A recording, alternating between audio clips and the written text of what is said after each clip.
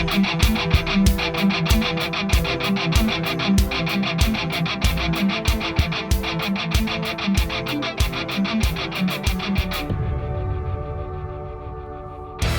is Dr. Jerome Corsi, and today is Friday. It's September 1st, 2023. Let's get right into some of the stories today. I was very concerned seeing that both these Proud Boy, this Zachary Rell, got 15 years in court for seditious conspiracy charges. Joe Biggs also got 17 years. I mean, these judges, these insane judges who are Marxist, neo-Marxist judges who are anything that would have to do with Donald Trump, anything that has to do with the Constitution, anything that has to do with America or God, they want to put in prison. But if it's Antifa tearing up Portland, Oregon, they don't even get arrested. If they get arrested, they get released. I mean, this double standard, this favoring criminals, the left, the judiciary, which has been packed by Obama. And I think people are finally beginning to realize what, I was writing in 2008, Abomination, which was the #1 New York Times bestselling book. And I meant abomination. I said that Obama was a hardcore Marxist raised by Frank Marshall Davis in Hawaii. I said he wasn't who he said he was. He didn't really attend Columbia. Nobody remembers him being there. I said he didn't have a birth certificate that was legitimate in Hawaii. We still don't. I still don't. We found the birth certificate from which his was copied, and Sheriff Arpaio did determine that with 2 separate forensic examinations of it internationally. Very reputable firms who determined that the birth certificate was copied from the one I found. And again, the mainstream media doesn't report it. The story went away. So people are being fed today Marxism, and it's dumbing down the population, which started about, I don't know, maybe 30 or 50 years ago, really being talked about by the Marxists in the 1950s. The population of the United States is not able to think anymore, and they're not getting legitimate news. We're not being trained in the schools. Kids are not learning math. They're not learning to read. They're not reading books.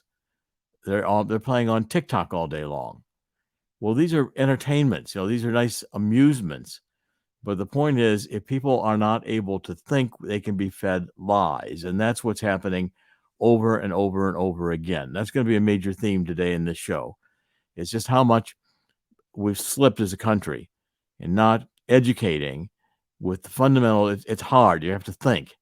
Math is not fun necessarily unless you can get into it. Then it becomes fun. But you have to get to a certain point, and that takes work. Well, if we don't want to work, we don't want to think hard, the Marxists are happy to take over and tell you what to do, and they're in force to do it. Now, one of the first stories I want to cover today has to do with the Biden. I think Biden is really, I think the Democrats are preparing to get rid of Biden. I think when Congress comes back after Labor Day, they're going to begin impeachment hearings. This has gotten to a point where it's ridiculous. The most recent is now that the House investigators have found out from the National Archives that Biden has been using aliases when he was vice president. I think they've gotten close to 5,100 email messages in which he uses an alias. His aliases are pretty dumb. They're Robert Ware 456 at Gmail, JRB Ware, beware, get it? Robert L. Peters. These are the only reason he's using these anonymous names is he thinks he can bypass the regulations to use a government server, a government email if you're conducting government business. But here he's using this with his son Hunter to arrange business deals where he's selling his office and his influence for money.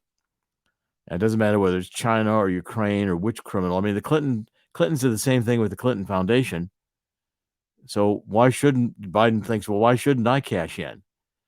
I was vice president. I could cash in too.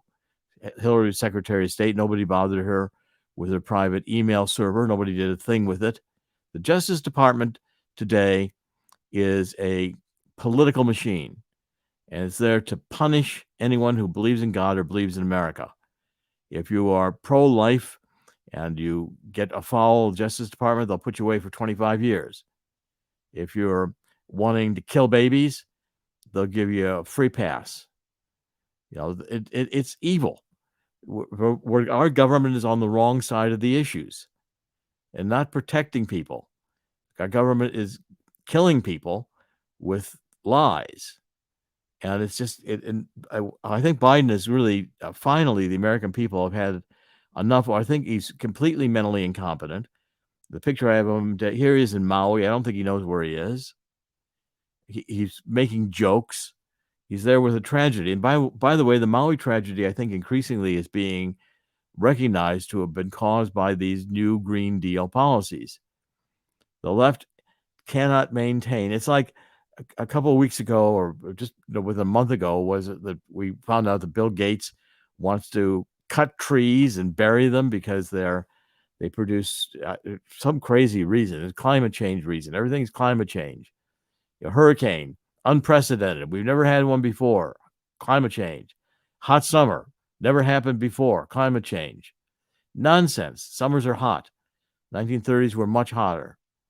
Today, we have hurricanes. Well, the hurricane that just landed in Florida wasn't a hurricane. It got downgraded as a storm. Florida gets hurricanes. Typhoons happen in the Pacific. This is Earth's normal weather patterns. Now, maybe inconvenient for human beings, but the Earth is not running climate to make human beings feel happy or to feel good or be pleasant. We happen to be in an interglacial warming period right now. We should be appreciative of it. It's cold that kills people. Warm is okay. People can survive in warm and thrive, and plants thrive. This whole idea of reducing carbon dioxide, we get carbon dioxide below 150 parts per million, and nothing will grow. Plants need carbon dioxide to grow. And again, you can only demonize carbon dioxide because hydrocarbon fuels emit carbon dioxide. And people say, well, that's got to be evil because hydrocarbon fuels are evil. This is all nonsense. This is dumb or dumber. Chris, what do you think of this? I mean, it's astounding to me when I think of what's going on today and try to really evaluate the preposterous nature of what the left believes is true. It's because they're taught these things when they're younger. They're taught certain things are bad, certain things are good. I remember when I was in the 70s going to my regular education. This is around the same time that the schools, looking back, it's around the same time the schools started adopting Howard Zinn's People's History of the World. Yeah, I've got a copy of it here, signed by him, by the way. Oh, wow. Well, that's a jewel now, isn't it? Yeah, that'd probably be worth something someday to some nutcase lunatic that wants a Howard Zinn book. Well, the idea was world history became bipolar. I know it might take a little longer to explain this, but it's either extremely good or extremely bad. We're oppressors or victims, this or that. Well, you take that mentality and you learn things like the good things, like don't pollute and don't make a mess of your community. Those are all good. But now propaganda gets weaved into it from elementary school onwards, saying, well, climate change is doing this, climate change is doing that. We're mean to everybody because of this or that. But it's climate change, climate change, climate change. And people grow up thinking that, and they don't quite dismiss what they learned in third or fourth grade. They just can't. It doesn't get out of their head. So when they hear something, and they hear then they hear the term denier after that, because when somebody questions you, you equate that with the Holocaust deniers. So it's tricky language mixed with dumbing down our entire country and culture, so people can only look at things on a simplistic, superficial nature. I know it was a roundabout way to discuss it or to describe it, but I believe that's what's happening. Well, and I think you're right to a large extent, but the problem is that it's probably why I was a truant from school. I mean, I'd get up and leave. Yeah, I would not go. I wouldn't go. They had a very hard time making me go to grade school. I went to a couple days of kindergarten and had enough of it. You were a young rapscallion. Well, what they were doing was they were teaching the kids how to read. Well, I could read it much earlier, so I didn't need to be taught to read. I mean, these were the problems of the school system. And Interesting. in those years when I went to school, of course, it must seem like ancient times to people. It was still, America was good. We were still praising America. It was still the post World War II generation, and they weren't ridiculing John Wayne movies at that time. Today, it becomes chic in the left to say, well, we're a racist country, we're a colonialist country, we're an imperialist country. I mean, all these things which are negative to America without any ability to critically understand what America has accomplished in terms of freedom, a unique burst of freedom. Abraham Lincoln understood this. But let's go on. I want to continue with some of these stories today. There's just too much to cover. But the next thing I want to cover here is let's see, where do I want to go? Trump. They're trying this 14th Amendment thing on Trump. They're trying to say the 14th Amendment disqualifies Trump from running for president. Now, it's because of a sentence in the 14th Amendment. 14th Amendment was passed in the post-Civil War era, and it was passed in the series of actions trying to make it to abolish slavery and to establish individual rights. And the 14th Amendment is complicated to understand, which is no state action can deny you of your freedoms. So the First Amendment, Second Amendment, etc., all the fundamental freedoms in the Bill of Rights, no state, no New Jersey can't deny me or you or anyone else the right to free speech. Now, one of the sentences in this 14th Amendment says that anyone who, a person who is a elected official, a senator or representative specifically, no person shall be a senator or representative in Congress or elector of president and vice president or hold any office, civil or military, under the United States or any state, who, having previously taken an oath as a member of Congress or as an officer of the United States or as a member of any state legislature or as an executive or judicial official of any state, to support the Constitution if they've engaged in insurrection or rebellion. Okay, so it says you can't be president if you've engaged in insurrection or rebellion, provided that Trump was already president. Well, now if they convict him of insurrection, well, he can't be president. That's what they're saying. Or if he had been convicted of insurrection. Now, the problem with this is that the next sentence also says that Congress can rescind this with a 2/3 vote. Congress has rescinded this in a couple of cases. But the point is, Trump has not been found guilty of insurrection. Now, that again is something that people don't understand. They think, well, Trump must, because he opposed or questioned that the 2020 election was rigged, that he thereby committed insurrection.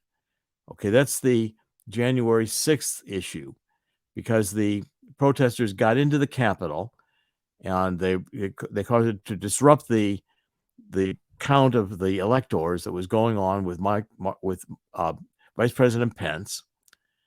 They were saying this was an insurrection to overturn a legitimate election. In other words, not to allow Biden to be certified by Congress as the winner of the 2020 election.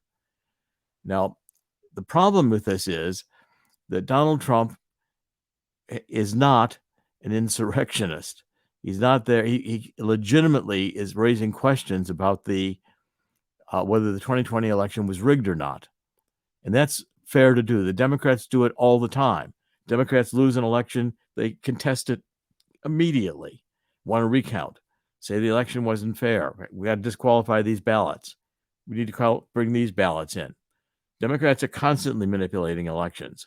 But if the Republicans dare to question whether an election is fair, then they're considered to be an insurrectionist, because they're not allowing a Democrat to win, even if the Democrat cheated to win.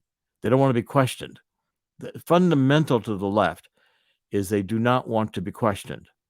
They believe that their values, what they're thinking is true, and it can't be questioned. Well, if you can't question something, it's because it probably isn't true, and it can't sustain scrutiny. And that's what they don't want. They don't want a legitimate argument. They don't want a First Amendment. They don't want God. They don't want absolute values. They want to be able to make it up as they go along. And what they want to make it up to be is their power. And they want to tell, got to wear masks. You got to do this. You got to do that. You can't go outside. You have to do this. You have to take the vaccines. Okay, now this is insanity. And I think it's an age of disinformation that we're living in. I want to cover one more story. We're doing some changes on the website, by the way, and you'll see them in the next little bit of time. I'm going to begin selling some of the books I have with signed copies that I've written in the past, one or two of them. My books are doing very well. This new book on neo-Marxism is going to be out. They pushed up the publication date, so it'll be out now in October. So we're going to be doing quite a bit more with the books. We're going to be doing quite a bit more with Swiss America.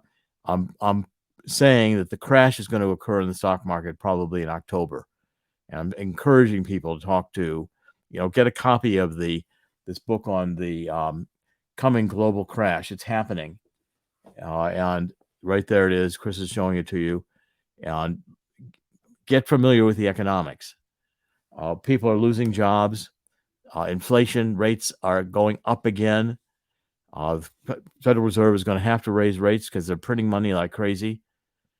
And the money supply is dwindling to pre-depression levels because the economic activity in the United States has slowed down dramatically. Now, it isn't apparent, and in this kind of economy, it won't be apparent until the fall. But we're now right on the edge of the fall. Labor Day is really considered to be the traditional ending of summer, the beginning of school, the beginning of fall. And fall will have some hard economic realities that people are going to have to realize. Now, Chris, I want to skip an order a little bit here. I want to go to another story. So the 14th Amendment doesn't apply. Donald Trump, even if he were convicted of a crime, and the crimes he's being charged with are not insurrection. He has two impeachments that he beat. Neither one of them was for insurrection. Insurrection means overturning the government. Donald Trump was trying to say an election is false. He asked Zelensky, the president of Ukraine, whether Joe Biden was being investigated. We had a right to do that. Can't protect Joe Biden with all these crimes he's committed. It's disgusting that we have a president who has sold out the country for money, is mentally incompetent, and Obama's in the background with his neo-Marxist policies, making sure all the judges in the country are Marxists. So Trump is not going to get a fair trial in Fulton County, Georgia, and he'll probably be convicted. Right? All these 19 defendants will be convicted. Of what? Sidney Powell was an attorney representing Donald Trump. She had the right as an attorney to defend her client. She wasn't committing an insurrection when she was saying, it was the Kraken, that this was massive vote fraud. Now, she may have exaggerated, but there's nothing that prevents a lawyer from exaggerating in defense of their client. Okay, now the next story is one that I thought was very good. It was up on American Thinker. And I write for American Thinker. I think American Thinker is increasingly one of the better publications because it's publishing essays which are highly literate. People are writing good critical thinking, and I'm encouraging everybody to pay attention to what goes on at AmericanThinker.com.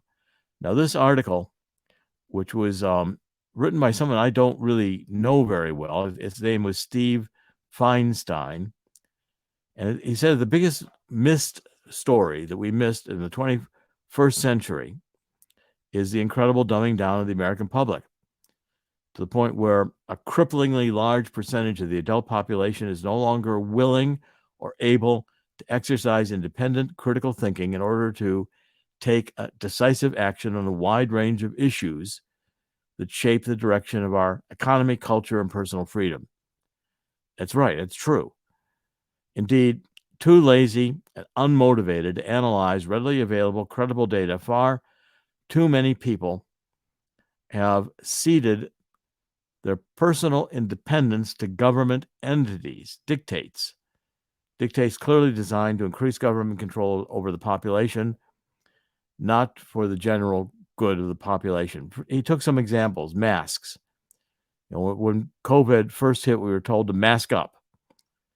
Well, the COVID particle could get through the pores of the mask because it was microns. It could easily get through the mask. The masks didn't work. In fact, the masks had adverse reactions. If God had wanted us to wear masks, we'd have been born with masks. We need to breathe freely, and it's part of our immune system is to get tougher by being exposed to various threats that our immune system can handle. 2020 election fraud. Obvious indications that needed investigation. More votes cast and counted than were registered voters. That happened a lot.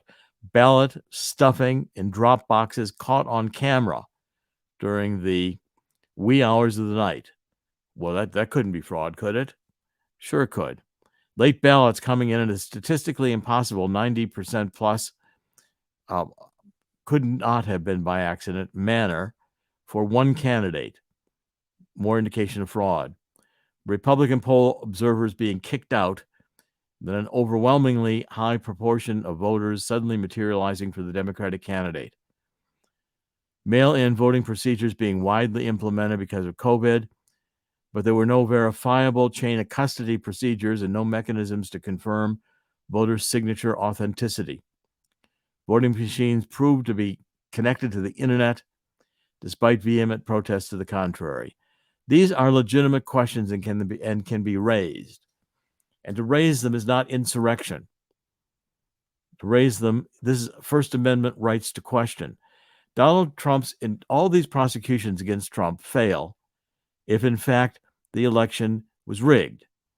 And anyone watching the election could see obvious indications that needed to be investigated. They weren't investigated. Barr at the Department of Justice, Attorney General, did nothing. He was in on the fix. The Department of Justice is completely ideologically taking a knee to Black Lives Matter. Now, when that happens, you get punishment of those who believe in the United States of America, those who believe in God, those who want to protect their children. And the left, with this control of the Justice Department and control of the news media, is perfectly happy to take your children and confuse them about sex when they don't even know what sex is. So children in kindergarten begin to say, are you boys or girls? Completely mixed up, completely disturbed. And then they do transgender changes, which are life-altering. You can't reverse them. And people ruin their lives psychologically by being fed this nonsense. And parents who attempt to protest it at school boards are arrested for doing so. This is insanity. Chris, you want to comment? It's like what you were mentioning before. People have been kind of dumbed down through culture, through watching short attention span videos and kind of being hammered or conditioned to follow headlines and barely read stories. And of course, books are dying too. The thing is, critical thought is no longer taught in schools. It's been eschewed. Yeah, young people in colleges are not, or in many colleges, are no longer required to write essays in essay form. So the idea is the government can have more control over the populace if they're, we'll say, dumbed down, but if they're not really taught how to think critically. They're maybe taught how to associate one thing with another. You look at dumbing down. Well, when the January 6th protest happened, and that was technically a mostly peaceful protest. People were watching. There were grandmas and grandpas who were there, wrong place, wrong time, and they wound up in jail or at least prosecuted. But that's because when people heard the word insurrection by the media, they only associated it with, wow, that's horrible, because insurrections must be bad. It just sounds like a horrible word. Sometimes you have to stand up to the government, but a critical thinker would understand that, whereas a non-critical thinker would think, oh my gosh, I'm scared.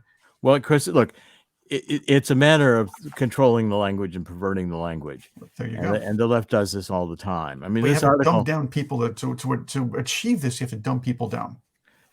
I agree. I mean, that's the point. this article, I want to read a couple of paragraphs of this article, which is that a frighteningly high percentage of potential Democratic voters are far more interested in their personal comfort and convenience and far less interested in doing any kind of hard mental analysis of complicated issues. The Democrats know this. They know that if they tell their voting base to keep their mask on while in line at Starbucks, they will. They have no interest in weave opening versus particle size. They don't want to think about whether the microns of this virus can get through those masks. They just want their grand iced caramel macchiato and don't bother me with anything else. There's a funny Facebook meme that's been making the rounds. It goes something like this. Not saying the current generation is dumb, but your grandfather's car owner manual had a section in it describing how to adjust the valves. Today's car owner's manual tells you not to drink the battery fluid. The high proportion of self-absorbed, convenience-obsessed, unintellectually curious adults in America is the biggest story of the 21st century. This is what is driving the direction of the country and shaping our culture. They'd rather play a video game than read a newspaper or a book about what constitutes a fair election. If we lose the ability to read books, and these books are not easy. I mean, my books on climate change require thinking. It's actually got 400 some pages in it. This one is actually 396 pages. Okay, well, the next one is about the same length, and it's got, let's see how many footnotes I got on this one. This is going to challenge people. You're going to have to think. But if you don't do this, you'll lose your freedoms. 1,441 footnotes, this one. This will be out in October. And this shows you, if you really want to understand what's going on now, if you want to understand the reality in which the Marxists, neo-Marxists, and Maoists operate, what their rules are, you're going to have to read these books. Because I'm explaining it to you, and these leftists live in a different reality than normal people do, because they're living in a postmodernism where they believe they can imagine the future and they can imagine utopia. And if you don't agree with them, you're a reactionary, you're a racist. Well, John Lennon, let's imagine there are no boundaries. Let's imagine there's no God. Let's imagine there's nothing that divides us and creates issues. Well, let's imagine there's no John Lennon, because that whole idea of open borders, no God, we're in charge, is fundamentally leads you down. I mean, it's Garden of Eden. God doesn't want you to eat the apple, because then you'll know what God knows. He's trying to keep it secret from you. But if you follow me, Satan says, eat the apple, you'll become God. Okay, that's Marxism. Fundamentally Marxism. That's the first thought. Marx was not an atheist. He hated God. And the original Marxists, it continues. Saul Alinsky, Rules for Radicals. He dedicates it to Lucifer, who he said was the first rebel. And for rebelling, he got a kingdom. Get rewarded for following Lucifer. Okay, let's do a couple more stories here. And again, I'm encouraging everybody. We're going into a Labor Day weekend, and I wonder how many people are planning to read a book over the weekend. Okay, so in London, they have these let's do a couple climate change stories. They have decided to put these ultra low emission cameras. So they don't operate in very much energy. They put these cameras all through London, and they first started a small section of London. Now they're expanding it to cover all of London. This is a scheme of this London mayor, Sadiq Khan, first Muslim mayor of London. So they say because air quality, they are going to tax vehicles that don't meet their emission standards. So if you drive around in London with a gas engine car, you're probably going to be paying a fine. So what's happening is that the vigilantes, a group of people who are just sick of this climate change nonsense, in Great Britain, when we get into winter, people are going to have a choice whether they want to eat or freeze because they can't afford to heat their flats. Okay, so this vigilante group, the Blade Runners, off of a movie, The Blade Runners, they've been going around and destroying these cameras. These cameras are surveillance. They're going to surveil everything going on in the city. And then taxing everything because they'll record your license plate and they'll give you a tax for having driven your car where it wasn't sufficiently low enough emissions. The technology we have today, and there's this picture here which shows how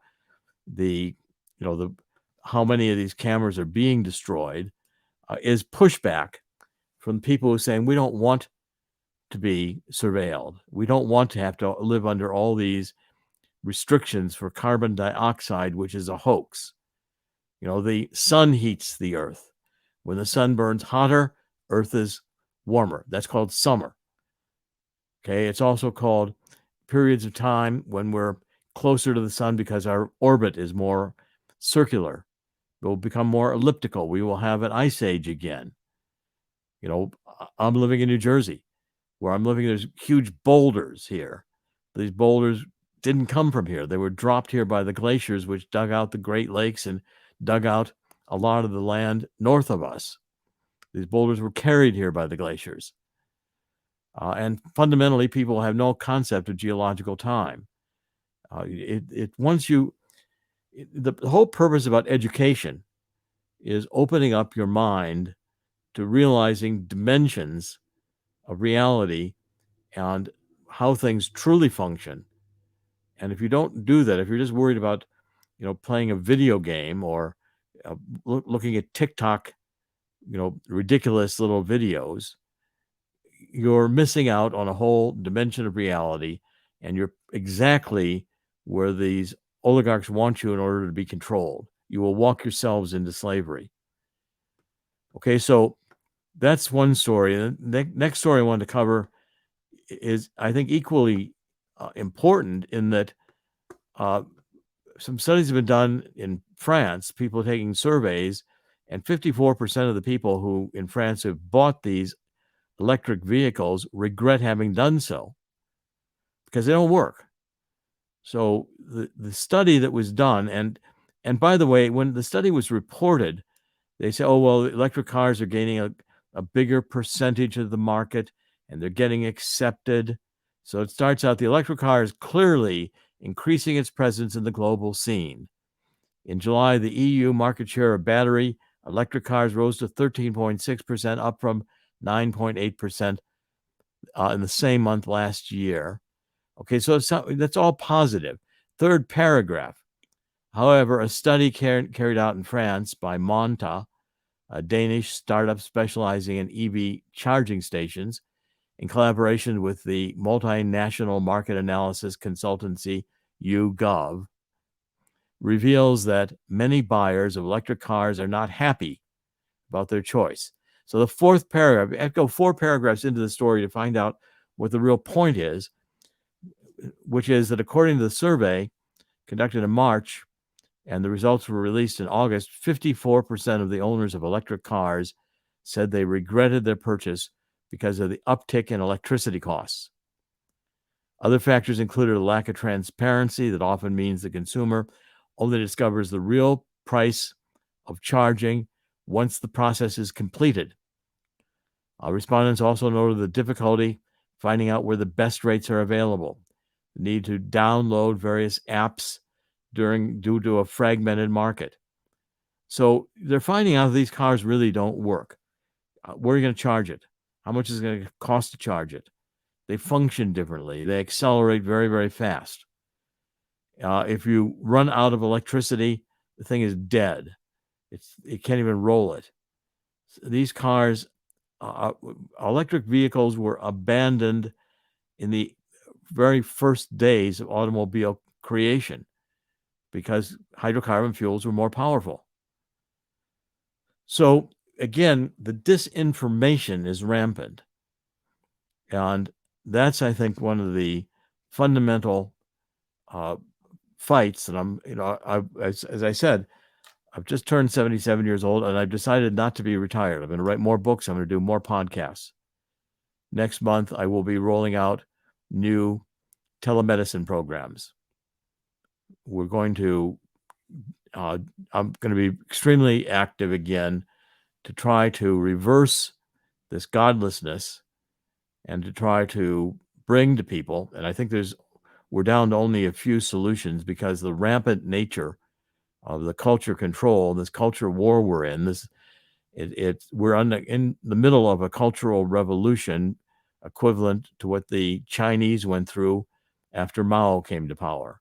And it ends up in killing millions of people. It always ends up in famine. They want you to eat lab-grown meat. They want to attack any meat producers. We've got all these fires going on, wildfires, and in Greece they finally arrest 60 or 70 people who were arsonists causing the fires to say it was climate change. Maui has a city burned down. And why? Well, again, all these green policies. They weren't maintaining the grid. They weren't maintaining the wires that were down. It produced a situation that was going to be inflammable, and they wouldn't sound the alarm. They would block people from escaping. I mean, these are the kinds of nutcase criminals we have running the governments. They don't care about killing people. In fact, depopulation is still the legitimate national security policy of the United States. It was put into effect by Henry Kissinger, National Security Memorandum 200 in 1974. It has never been rescinded. As far as I can find out, it still is in existence. Depopulation. Too many people. Got to get rid of people. This is insanity. It's suicidal. It's anti-God. Now, we're going into Labor Day weekend. We'll be back on Tuesday. And I'd like people to take this time, if you can, please, and reflect on where we are as a country. I'm going to say that fundamentally, we've got to ask God to get involved. And to do so, we've got to go with 2 Corinthians 7:14. We've got to get down I'm going to get down on my knees this weekend. I invite you to join me and ask God to forgive us for letting God be taken out of the schools, out of the public square, like millions of babies being killed, fighting wars that just make arms dealers and arms manufacturers more wealthy, creating vaccines that kill people and make pharmaceutical companies wealthy, politicians who think that their major function in life is to enrich themselves by printing money and then stealing it. This has got to stop. And we have to take responsibility for the fact that we've allowed this to happen. Our churches are teaching liberation theology, which is Marxism. Marxism is okay. If you want to be a Marxist, you'll get a green light. You want to stand for the Constitution, you're going to be considered an insurrectionist. This is absolutely perversion of language where evil is considered good and good is considered evil. And if you want to follow people who think like that, you will be finding yourself starving to death, imprisoned in your own home, and they will not care. Chris, any final comments? I prefer the term insurgent to insurrectionist because that's what we are. The state is trying to get people to worship them rather than worship God or their religion. The idea is people who are godless, as you discussed, want to worship something. And a lot of them worship celebrity, but the government wants you to worship the state. You don't worship the state, you are definitely, well, let's put it this way, you're a horrible person. You are insignificant until you side with us or fall in line. So I prefer insurgency rather than insurrectionist. Well, I think Thomas Jefferson made the point that governments tend to become corrupt, and that from time to time the people must say enough government. Our whole point of our Constitution was meant to limit government, and we've forgotten that. Sometimes, like the people in the little gang in London destroying the cameras. You know what? I'm not a big fan of destruction of property, but sometimes you have to stand up to the government and fight back. Because if you don't, if you're not the insurgents, that's what we are. Again, we're fighting from within. Nobody else will. Well, see, the problem is once the insurgents destroy the cameras, they've gotten the people to basically commit crimes, and then the state gains more power. The way to deal with this is not by rebellion. It is not by it's by, first of all, you got to start with yourself. You got to start reading. You got to start thinking. You got to come back to God. It's why if you really study 2 Chronicles 7:14, all God is asking is for a certain number of people to acknowledge God and to pray. I mean, if you take a look at the fundamental story of Sodom and Gomorrah, when Abraham's God is bargaining with God and he wants, if I get you this many people here in these two cities, will you spare them? And God says yes. And well, Abraham tries, he can't find that number. He gets a lower number. Well, the point of that story is if one could be found, God might save the city. In other words, any one person can change the world, but you have to change with yourself. You've got to start with yourself. And the change has to be spiritual, because this is spiritual reality we live in. It is not physical. It appears physical, but it isn't. It's spiritual. And the power of any one person spiritually can affect all, can affect history, because God gets involved. And we're at the point where we need God's involvement. I'd like people to reflect on this over the 3-day holiday. We'll be back on Tuesday. This is Dr. Jerome Corsi. Today is Friday, September 1st, 2023. TheTruthCentral.com. Please like us. Please share it. Get the word out. We're going to be more active on social media. We're going to be doing more. We're going to be in telemedicine again. And I'm going to continue writing books. Thank you for joining us. We'll be back right after the holiday. God bless. Thank you for joining us. Goodbye for this holiday. We'll be back on Tuesday.